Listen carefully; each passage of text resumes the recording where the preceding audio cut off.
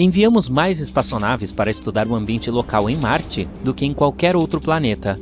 Não temos evidências de que existia vida no planeta vermelho, ou que já existiu, mas isso não impede algumas pessoas de se questionarem, principalmente por causa das fotos que os rovers Perseverance e Curiosity da NASA tiram regularmente da superfície marciana. Fique à vontade para conferi-las na internet, elas são gratuitas para qualquer um ver. Com o tempo, algumas formas estranhas apareceram aqui e ali nessas fotos, fazendo algumas pessoas acreditarem que já havia algum tipo de criatura vivendo lá. Em 2008, um dos rovers tirou uma foto de uma rocha que se parecia muito com uma figura feminina. Outras fotos pareciam mostrar figuras em forma de animais, utensílios ou outros objetos que temos na Terra. Novamente, há pouca ou nenhuma prova dessa teoria, pois as rochas podem ser de todos os tipos de formas e tamanhos. Mas se você olhar para as fotos, isso faz você pensar. Muitas pessoas na comunidade científica veem Marte como um lugar melhor para colonizações de longo prazo, embora a nossa Lua esteja mais próxima. Em primeiro lugar, porque acredita-se que de fato exista água em Marte. Ela está simplesmente presa em lagos subterrâneos congelados.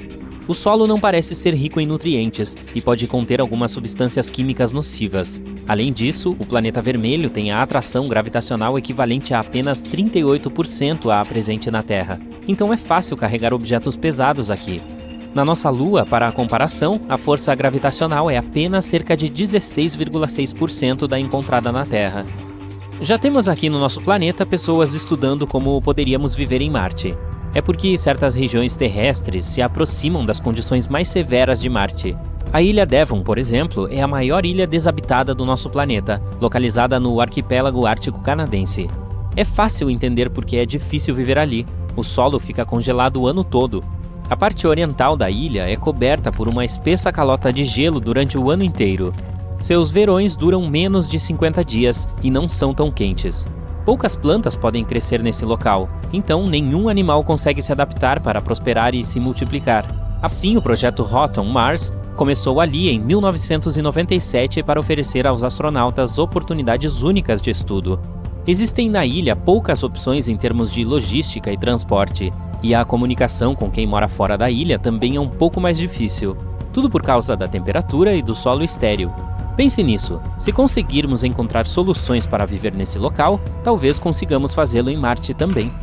Independentemente do nosso treinamento local, as condições em Marte são atualmente inóspitas, pois é muito frio lá. Em média, a temperatura é de cerca de menos 63 graus Celsius. Mesmo durante o verão, nunca é mais quente do que 30 graus Celsius. E ainda por cima, a atmosfera do planeta é composta de 95,3% de dióxido de carbono. Então, literalmente, não poderíamos respirar lá sem equipamentos especiais. Marte também não tem um campo magnético em sua superfície, por isso é atacado pela radiação do Sol. Por causa das variações de temperatura, Marte costuma passar por poderosas tempestades de poeira, que podem cercar todo o planeta. Tecnicamente, essas tempestades não podem nos prejudicar fisicamente, mas a poeira pode obstruir componentes eletrônicos e deixar instáveis os instrumentos movidos à energia solar. Sabemos agora que a vida como a conhecemos é impossível em Marte. Mas ela já existiu lá? Esta é uma questão há muito debatida pelos cientistas, desde que as investigações da NASA determinaram que algumas partes de Marte eram habitáveis em algum momento.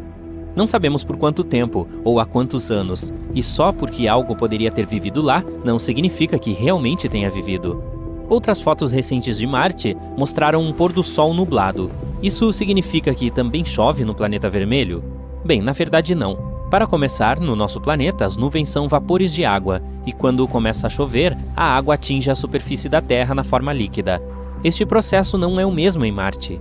Surpreendentemente, há mais águas nas nuvens marcianas, mas elas são feitas de água congelada. Pense nelas como uma fina névoa congelada.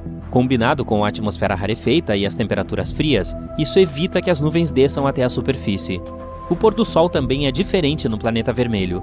De acordo com especialistas da NASA, há um pouco de poeira fina que torna o azul perto da parte do sol no céu muito mais visível em Marte. Então, seu pôr do sol tem um tom mais azulado.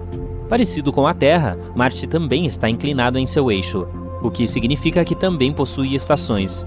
Como o hemisfério sul está direcionado para longe do Sol quando o planeta vermelho está mais distante dele, seus invernos são muito mais frios e os verões muito mais quentes. Os calendários também funcionam de maneira diferente por lá. Um ano dura cerca de 1,88 ano terrestre. Um dia é um pouco mais de 24 horas. Mesmo que nos mudássemos para Marte, ainda teríamos que nos comunicar com a nossa Terra. Seria um pouco difícil de fazer isso, uma vez que uma mensagem enviada de volta para casa levaria cerca de 15 minutos para chegar ao seu destino. Não é tão ruim considerando toda a distância, mas tornaria as videochamadas meio irritantes. Por mais difícil que seja morar lá por enquanto, há muita coisa para se ver. Alguns cientistas acreditam que se colonizássemos completamente Marte, diversos locais logo seriam declarados como parques nacionais, como a área ao redor do Monte Olimpo, que é o maior vulcão conhecido do Sistema Solar, estendendo-se por 25 quilômetros. Valles Marineris seria outro local legal, sendo um enorme complexo de vales com uma distância como a de Los Angeles a Nova York. Marte também tem algumas calotas polares frias, que às vezes têm queda de neve e de gelo seco. Saturno e Urano são planetas únicos no nosso sistema solar por causa de seus anéis. Marte pode até não ter um agora, mas pode receber um anel próprio no futuro. Não fique muito animado. Estima-se que isso pode levar dezenas de milhões de anos. A maior lua de Marte, chamada Phobos, será dilacerada em algum momento. Os detritos resultantes se acomodarão em um anel rochoso ao redor de Marte, parecido com os de Saturno e Urano. Falando em luas, Marte tem duas delas que conhecemos. Além de Phobos, há também mais uma chamada Deimos. Ambas foram descobertas por um astrônomo americano chamado Asaph Hall em 1877. O cientista havia quase desistido de sua busca pelas luas de Marte, mas felizmente ele foi instigado a continuar o projeto. Na noite seguinte, deu de cara com Deimos. 6 dias depois dessa descoberta inicial, Hall encontrou Phobos. Esses dois objetos espaciais podem ser de fato asteroides, capturados pela gravidade de Marte. Outra teoria sugere que eles se formaram em órbita ao redor de Marte mais ou menos na mesma época em que o planeta surgiu. O fato de Marte ter uma gravidade muito fraca também pode ser a razão desse evento fascinante.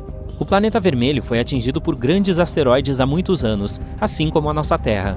Muitos dos detritos resultantes dessas colisões certamente voltaram à superfície, mas alguns foram ejetados de volta ao espaço, pois a gravidade de Marte não era forte o suficiente para puxá-los de volta.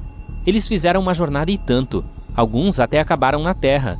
Esses pedaços de Marte também nos ajudaram a entender as características únicas do planeta. Continuamos a enviar robôs para o planeta vermelho com sucesso nas últimas décadas, mas ainda é bastante difícil imaginar que as pessoas logo pousarão lá. Mesmo considerando a atual tecnologia de foguetes, a viagem levaria 6 meses. E esse é um cenário otimista, visto que tudo teria que correr bem a bordo. Após o pouso, os humanos seriam expostos à radiação do espaço profundo e à microgravidade. Ambos têm sérios efeitos no corpo humano, que ainda não descobrimos como neutralizar. Por isso, pesquisas sobre os efeitos de longo prazo da microgravidade são realizadas continuamente na Estação Espacial Internacional. O Grand Canyon, no Arizona, é maior do que o estado de Rhode Island, nos Estados Unidos. Manhattan caberia inteirinha dentro dele. Ele é tão grande que tem até o próprio clima. Mas o Grand Canyon não é o único grande desfiladeiro que existe. O Valles Marineris é maior, muito maior. Ele fica em Marte e cobre quase 1/4 da circunferência do planeta.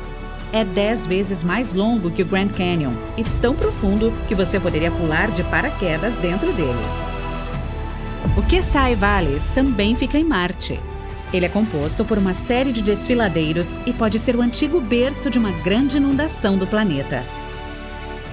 Existem enormes canais e desfiladeiros por todo o planeta vermelho, como o Teal Valles.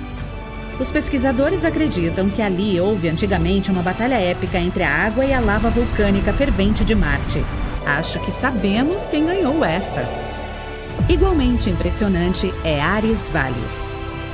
É o mais antigo sistema de drenagem conhecido. Pode ser estranho pensar em Marte como tendo grandes cursos de água, rios e planícies alagadas. Mas nos primórdios, o planeta pode ter tido um clima quente e úmido. Agora, tem apenas cânions secos até onde a vista alcança.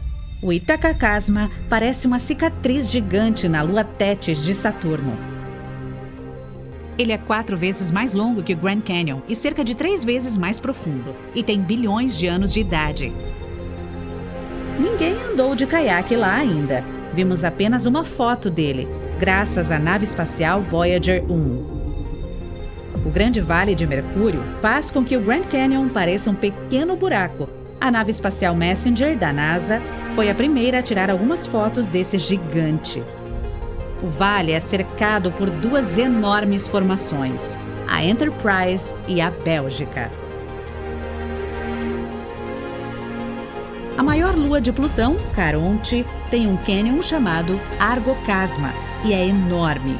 Mesmo que Plutão não seja mais chamado de planeta, ainda pode se gabar pelo seu enorme cânion. Mesmo aqui na Terra, o Grand Canyon tem alguns importantes rivais. O Yarlung Tsangpo é o mais profundo da Terra. Ele se localiza no Himalaia, no Tibete. Algumas pessoas o chamam de Everest dos Canyons, pois seria possível encaixar um prédio de 2.000 andares dentro dele. O desfiladeiro do rio Indo é grande e bem deformado. Ele fica no Paquistão e dá para colocar 3 campos de futebol dentro dele. O rio Indo é um dos maiores da Ásia e até mesmo baleias e botos vivem ali. O Canyon Colca, no Peru, encontra-se uma curta e incrivelmente acidentada viagem de ônibus de Machu Picchu. Ele é o grande lar do maior pássaro voador do mundo, o condor andino, que chega a uma envergadura de 3 metros. No Nepal, lar do Himalaia, localiza-se o espetacular vale Kali Gandaki. Ninguém sabe exatamente a profundidade dele, mas provavelmente é cerca de 5 vezes mais profundo que o Grand Canyon. E tem um terreno acidentado, ar rarefeito e fica no meio do nada. Portanto, cuidado! Apenas trilheiros experientes devem se atrever a entrar nele. As Barrancas del Cobre, no norte do México, recebem um grupo mundialmente famoso de pessoas que correm maratonas ou até mesmo maratonas duplas, só por diversão. São 6 desfiladeiros juntos, e na parte mais larga há 2 das cachoeiras mais altas do país. O local também tem uma das tirolesas mais longas do mundo e uma das viagens de trem mais assustadoras que existem. Por isso, não olhe para baixo. Mesmo nos Estados Unidos, há um cânion menos conhecido que é mais profundo que o Grand Canyon. É o Hell's Canyon, ou Cânion do Inferno em português. Localiza-se na fronteira entre os estados de Oregon e Idaho. Ele foi formado pelo rio Snake e é o lar da cordilheira Seven Devils, ou Sete Diabos em português. O Kings Canyon fica na área do Parque Nacional de Yosemite. Ele é cerca de 1,5 vezes mais profundo que o Grand Canyon.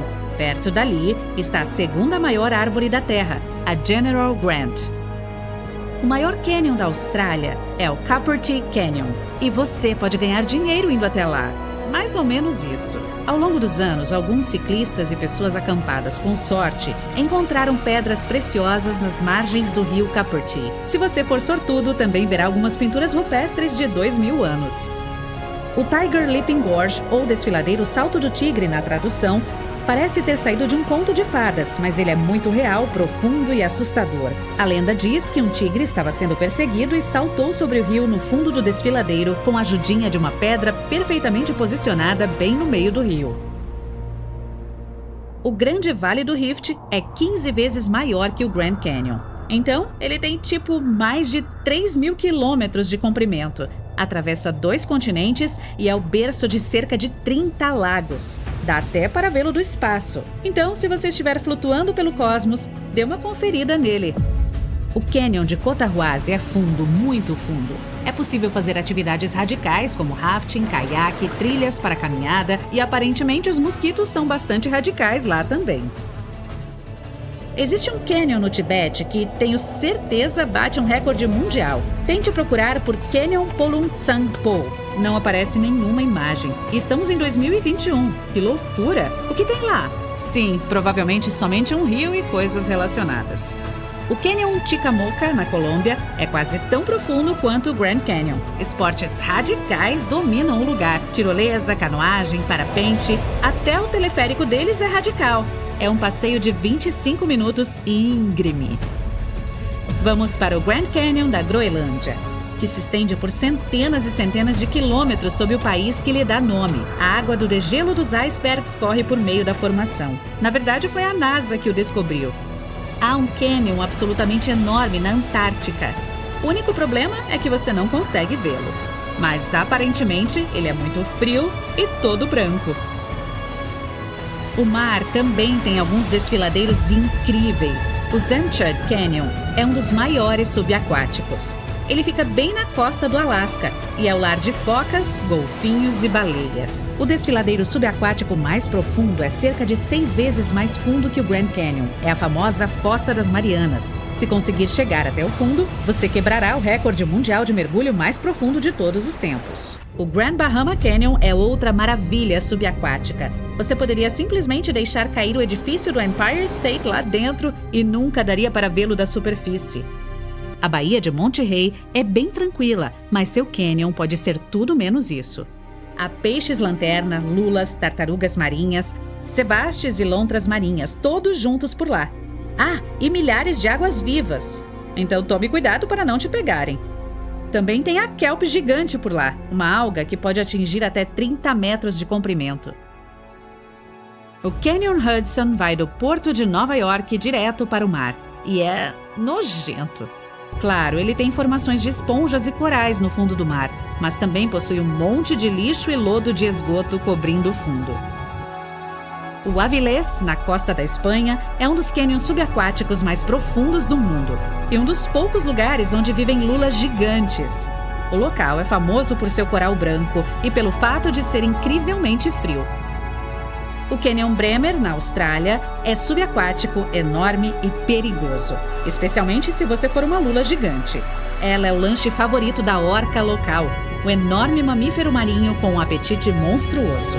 A formação natural é um importante destino turístico atualmente, especialmente para quem quer tirar uma foto das mais de 100 orcas que ali vivem. O Canyon de Nazaré fica perto de Portugal. Trata-se do maior desfiladeiro submarino da Europa e tem cerca de 5 quilômetros de profundidade, o que equivale a 6 dos edifícios mais altos do mundo. Nele se formam ondas altíssimas, por isso se tornou um paraíso para o surf de ondas grandes. O Canadian Arctic Rift System é enorme. Ele vai do Mar Labrador até o arquipélago Ártico e liga os oceanos Ártico e Atlântico. Então imagine isso. A Groenlândia ficava esmagada contra o Canadá há alguns milhões de anos.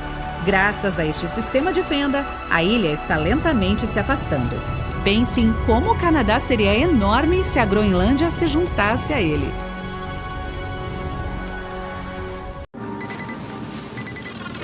Você acorda na sua casa ultramoderna, sai na varanda e admira a incrível tempestade de areia à distância. Aquela muralha avermelhada está se aproximando e já alcançou o estacionamento onde fica o seu lustroso foguete espacial. Quando a tempestade passa, você veste o seu traje espacial, entra no seu veículo espacial e dirige para o trabalho. Sua tarefa hoje é monitorar os instrumentos na usina de extração de água doce. À noite, seu turno termina e é hora de voltar para casa. O robô cozinheiro já preparou o jantar. Batatas fritas cultivadas aqui mesmo, em Marte. Esse cenário pode ser real já em 2050 ou até mesmo antes. Elon Musk planeja enviar 1 milhão de pessoas para Marte até lá. Muito ambicioso, mas incrivelmente difícil de realizar. Viajar para o planeta vermelho é muito caro e demorado, e consiste em várias etapas. Estamos indo para a plataforma de lançamento, onde a primeira nave espacial está sendo preparada para decolar. O foguete consiste em 2 partes. A primeira é um impulsionador super forte. Isso ajudará a nave, que é muito pesada, a superar a gravidade da Terra e deixar o nosso planeta. Ele deve levá-la até ela entrar em órbita, então desacoplar e pousar de volta por aqui. Nesse momento, a espaçonave tem que pairar em órbita, já que esgotou quase todo o seu combustível durante a decolagem. O próximo passo é reabastecer a nave espacial quando ela estiver em órbita. O impulsionador decola novamente da plataforma de lançamento e leva o combustível para o veículo, que ainda está vazio, pois não queremos gastar muito combustível para tirá-lo da órbita. Então agora é a vez de outro foguete impulsionador levar uma carga para a nave. Alimentos, materiais de construção e equipamentos de pesquisa estão empilhados no compartimento de carga. Tudo pronto. Finalmente, nossa nave inicia sua longa jornada em direção a Marte. É assim o planejamento para o lançamento de apenas uma dela, que só pode acomodar 100 pessoas, enquanto planejamos enviar 1 milhão para o planeta vermelho. Isso equivale a quase toda a população de Maceió, o que significa que precisaremos de pelo menos 10 mil naves para toda a missão, e ainda mais foguetes impulsionadores para reabastecer e enviar carga para a órbita. Considerando que uma nave espacial custa cerca de 8 bilhões de dólares, esta missão custaria um bom dinheiro, A chave para resolver esse problema é a reutilização. Assim que uma levar as pessoas para Marte, ela deve ser reabastecida e enviada de volta à Terra para fazer a próxima viagem. Uma espécie de ônibus espacial. Outro problema é o tempo. As órbitas da Terra e de Marte não são perfeitamente circulares. Elas têm comprimentos diferentes e fazem círculos ao redor do Sol em velocidades diferentes. Quando os dois planetas estão no seu máximo afastamento, a distância entre eles é de cerca de 400 milhões de quilômetros. E a menor distância, quando a Terra está perfeitamente entre o Sol e Marte, é de 55 milhões de quilômetros. Esta é a nossa meta. Uma vez a cada 26 meses, a Terra e Marte se encontram a esta distância.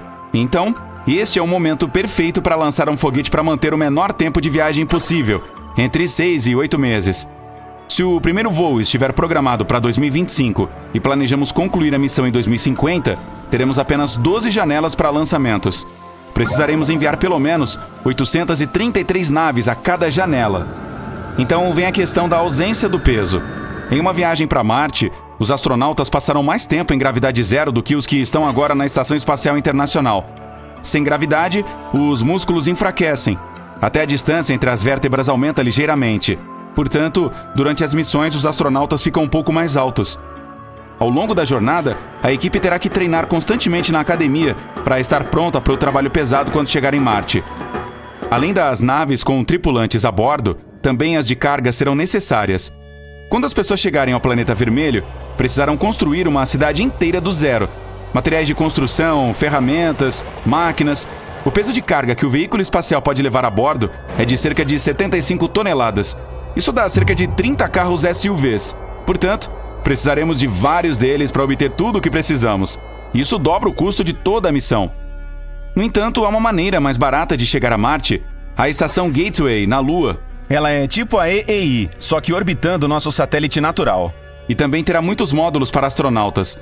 Salas de estar, locais para armazenamento, docas para naves e unidades de pesquisa. A questão toda é que é muito mais fácil para uma espaçonave ser lançada de uma estação como essa, pois não há gravidade. E então, ela não precisa usar uma quantidade gigante de combustível para deixar a atmosfera da Terra. A construção da EEI custou cerca de 150 bilhões de dólares. E a Gateway poderia ser ainda mais cara, mas isso deve poupar dinheiro no futuro. A pequena espaçonave Orion levará os astronautas da superfície até a estação. Então, após a preparação, eles farão uma longa viagem até Marte.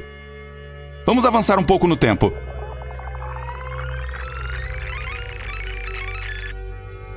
As primeiras naves entregaram as cargas na superfície do planeta vermelho. Guarda-sóis e espreguiçadeiras vão ter que esperar, pois é hora de construir a cidade e se preparar para a chegada do próximo grupo de pessoas. A prioridade é energia. Para isso, podemos usar painéis solares como na Terra, ou usinas nucleares. O próximo passo é construir casas. Por causa da falta de atmosfera marciana, nada nos protegerá da radiação do Sol. Portanto, uma ótima opção é construir casas no subsolo. Agora precisamos cuidar da extração de água. Existem calotas polares nos polos de Marte. Podemos tirar água de lá. E então, o oxigênio. As plantas devem nos ajudar a fazer isso. Há muito dióxido de carbono no ar do planeta, o que serve como uma espécie de alimento para as plantas verdes. E como um produto residual, elas liberarão oxigênio. Tudo o que precisamos fazer é coletar esse oxigênio e usá-lo para respirar. Mais cedo ou mais tarde, a comida que levamos vai acabar. Portanto, teremos que cultivar alimentos. Isso requer fertilizantes e estufas. Agora que todo o resto está resolvido, a principal tarefa é produzir combustível para os veículos em Marte e para os foguetes voltarem para casa. Ele pode ser extraído do dióxido de carbono da atmosfera e da água. Tudo isso deve ser feito em condições completamente desconhecidas. A gravidade em Marte é 3 vezes mais fraca do que aqui. Você conseguirá pular mais alto e levantar objetos mais pesados, mas a exposição prolongada a essa gravidade fraca pode prejudicar nossos corpos. Agora que existe uma cidade inteira na superfície do planeta, é hora de transformar Marte em algo mais confortável, parecido com a Terra. Isso é chamado de terraformação. É necessário aumentar a pressão na atmosfera para que a água possa existir lá, não apenas como vapor ou gelo, mas também na forma líquida. Também é preciso aumentar a temperatura na superfície. O objetivo é ficar em torno de 20 graus. No momento, está em cerca de menos 63 em média. Então, entra a necessidade de uma camada de ozônio, como na Terra. Ela irá proteger da radiação solar. Finalmente, pode-se começar a criar a biosfera, que consiste em todos os organismos vivos, plantas e animais. Aos poucos, Marte começará a se parecer com a Terra nos seus melhores anos. Para tudo isso, os cientistas encontraram muitas soluções. Por exemplo, um asteroide grande poderia ser largado na superfície de Marte. Isso aqueceria a atmosfera e levaria mais água e gás para lá. O planeta também pode ser povoado por diferentes bactérias. Em laboratórios na Terra, os pesquisadores simularam as condições da superfície de Marte e perceberam que muitas bactérias podem sobreviver lá. Enquanto viverem, elas podem liberar oxigênio e outros gases no ar. Além disso, é possível construir biodomos, espécies de estufa com as condições favoráveis. A vida se desenvolverá neles e o solo de Marte gradualmente se tornará adequado para a vida. E uma das maneiras mais fáceis é o efeito estufa. Na Terra, ele contribui para o aquecimento global, mas em Marte, as emissões de gases dos carros e fábricas podem ajudar a criar uma atmosfera. De maneira otimista, pode levar de 300 a 1000 anos para mudar a cara do planeta vermelho. Outros cientistas dizem que levaria milhões de anos. Só então os humanos finalmente poderão tirar seus trajes espaciais e máscaras de oxigênio e chamar Marte de casa.